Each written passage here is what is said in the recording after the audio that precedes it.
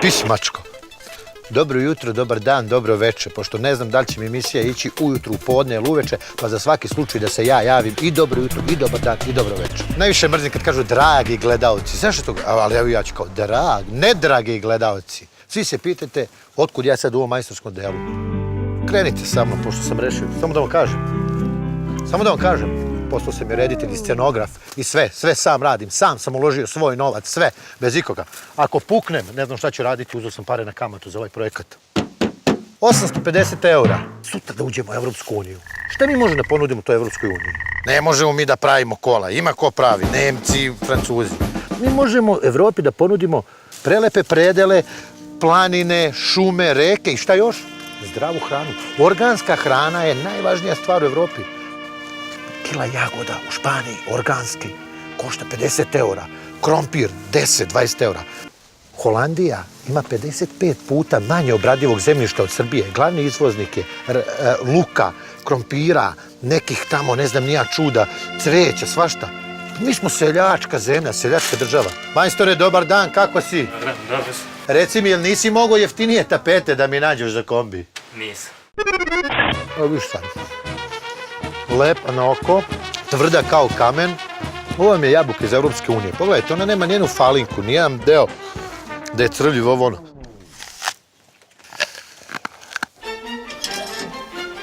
Ne polupa prozor. Ovo nije, vidi, blindirano staklo ima. Šta si ti stao? Nemamo više tapeta, Miki. Kako nema više? A nisi dao dovoljno para. Pa ti viš da snima televizija, otko smeš da kažeš da nemam para? Da, ne zaboravio sam da kažem najvažniju stvar. Narednih godina dana ću biti na putu. Sutra idem da se oprostim od rodnog mesta, od Obedske bare, od šume, reka, ptica. Možda ću to i danas ako uspijem da završim kombi, mada sumnjam. Gde ćeš ti? Si rekao da je gotovo? Majstor, bilo koje vrste. Od majstora je gori samo konobar. Konobar, to su ozbiljni lopovi. Skoro sam nešto radio. Vodovod neki bio u pitanju na vikendici i dolazi mi majstor, popravio sve, sredio, vraća se, pukla ceva, ono. To ne može Legiji da se desi, on ubije majstora.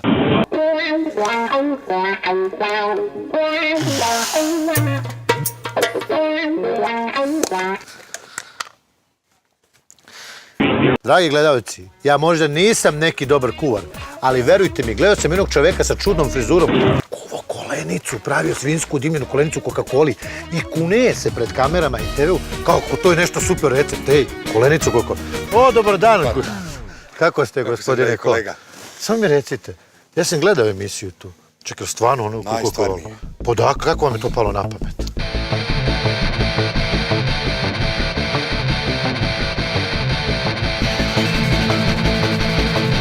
Ja sam pravio meksički molet, ali ovo kad sam vidio za mene je bio šok. Ali stvarno jak recept je super.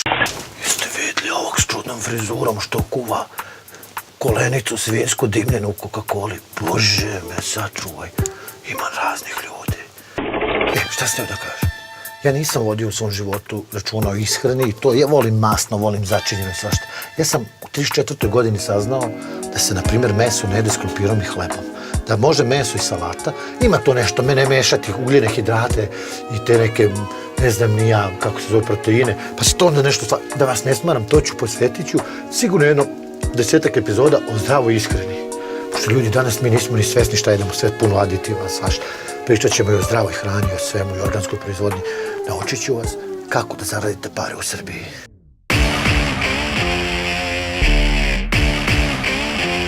Pip kuvara bez alata. Šta imamo ovdje? Možete ovdje mleko i to kad pomuzete sveže kravu, ovčicu ili to. Kupus i prebranac kad pravite u zemljanoj posudi, kad je zapečete. Šerpice, lonci. Ovo ne znam šta, jer sam našao, interesantno je. Možda je za kupus, jer ne znam šta, ima neke bodlje, otko znam šta. Imam načeve. Tu su nekad naši stari mesili hleb. Ovo je moja malo crvotočina napala, ali nema veze. Znači, sve od drveta. Ništa to, metal, plastikancije i to. Šta sam teo da vam kažem? Možda ću ovdje imati i krevet i sve to. Kao mini garsonjericu ću napraviti. Pa me ovo posjeća, pa ću da ga išaram, pa sve. kao hipici, ono što su išli to, pa se nadam nekoj slobodnoj ljubavi, znaš, da su oni to, kod njih je to bilo sve normalno i to, mislim, kako da kažem, zaljubiš se lako i to sve. Pa se nadam na to putovanju kroz Srbiju, da, mislim, da znaju ti ljudi, ne ljudi, to jest devojke, da ću razmišljati kao hipik, da slobodno mogu da svrate u moj dom i tako da se vozimo, da im kuvam i tako to. Šta je s Ben Golafsonom što treba da mi ugradite ovde u kombi?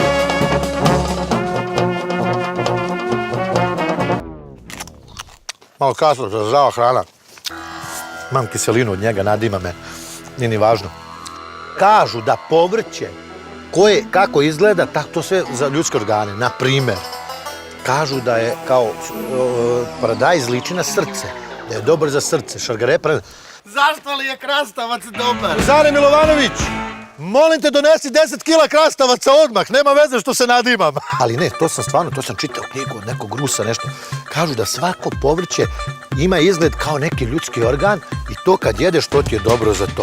A koja je veza s okom? Pogledajte kad se preseče šargarepa. Vidite ovo, krug, zenica i okolo to oko. Ili ima oblik oka? A kažu šargarepa dobro za vid.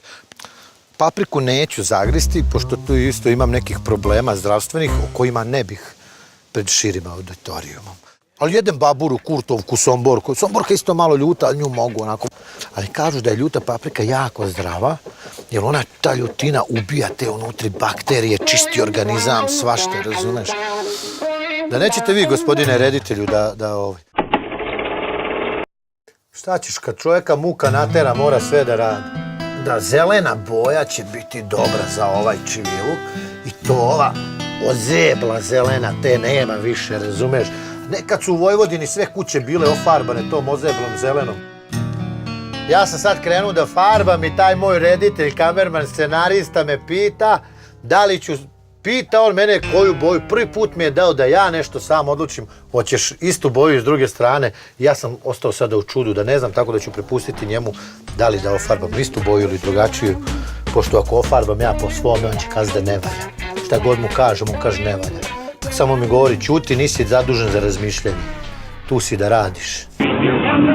Vi niste čuli to, postoji to montaža se zove, ne ide to sve što mi snimamo, to se zove montaža, on je meni upravo rekao konja.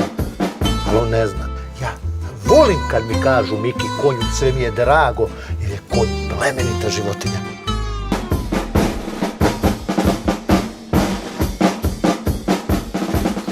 Hoću umetnost. Izvrnute perspektive, onako malo. Da, hoću umetnost. Neće to sada šljašti, to ono, znaš, produkcijske kuće Mošo, znaš da njima to sve šljašti. Da ne bude upegla, no? Da, ja hoću to da... Spolješnji deo, specijalno iz Njujorka, čuveni naš taj dizajner Delić, ono, kažu, pričaju da je novi naslednik Jean-Michel Basquiata, to je ovaj Warhol učenik sa ulici što su ga pokupili, pa zaradio milione, jadnik umru u najgoroj sirotinji, te kad je umru, te slike počele da vrede, pa uzeli milione. Ajde vidimo šta taj Delić zna. Dobro večer, gospodine umetniče, kako ste? Evo, pa, liči ovo na mene, čoveč. Pa liči. Ja bih više onako tog, pošto je putuj kao hipik, kao nomad, to, deca ljubavi i sve to. Da li ste bili na nudističkoj plaži? Ove godine ne. A, ove godine ne. Vidi se. Bio je jednom s ovim našim glumcem, Mršim Đurićem, na ta neka galerija moderne umetnosti. Organizovala neka banka, ovo ono. Ja otišao i mi ušli u tu neku prostoriju, sad tu ljudi šetaju, ovo ono. Bio ovaj jedan naš ministar. I oni stavili prazan neki pano i ti kad uđeš, a to lavirinti neki, moraš da zgaziš na to. I ja zgazio konj, razumeš, i dolazi do uređenja, ne, to je eksponat. Stavili da mi namre... I prilazi mi taj naš ministar, kaže, ne brini Miroslave, kao i ja sam zgazio. I čovek je isto prazno platno, proso, kofu, kreča i kako je ostala fleka, to košta 250.000 € ljudi. Ali to je kao moderna umetnost. I taj moj drugar što me vodio glumac, ovaj Uroš Đurić, on se isto bavi modernom umetnošću, on kaže, ti si glupav, Miki, ne razumeš ti to šta je on ti me hteo da kaže. Pa ja sam glupav, brate, čovjek je proso kofu i uzeo 250.000, što ja to nisam uradio? Pa naravno da sam glup. Mislim da mi Srbi da bi izvukli se iz ove ekonomske krize, to treba da se bavimo svi modernom umetnošću. Da pravimo te neke instalacije, prodajemo svetu, razumeš, ko ti što prodaju. Gospodine Deliću, da li ste pri kraju? Kako misliš da budem pri kraju, kupio si 2 četke?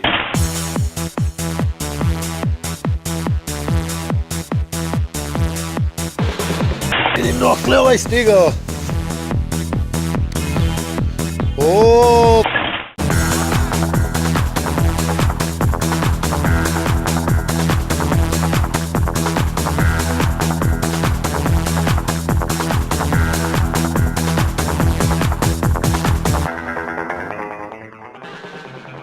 Vidi ovog delića, ali ga je namazao.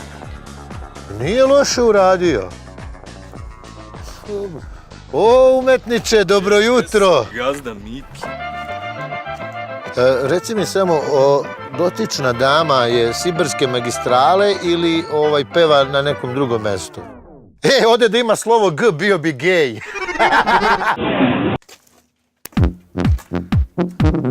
Poliči. Dobro, nadam se da imaš neki keš. Biće vam plaćeno u univerzalnoj srpskoj valuti, biće. Ne znam kad, ali biće. Nemoj samo da brineš. Bog će ti platiti, Bog sve vidi. Final touch. Luster, mada ne znam šta će mi luster.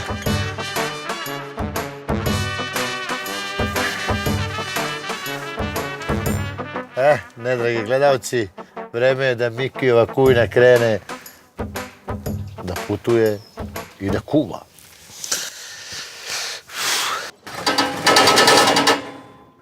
Izvinite, umetniče, da se ne razumete možda i u automobile.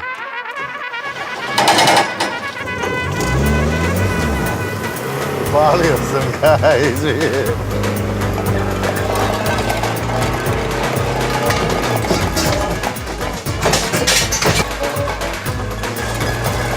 Ali je ovo prolupalo, maj, pa gore nego što sam mislio.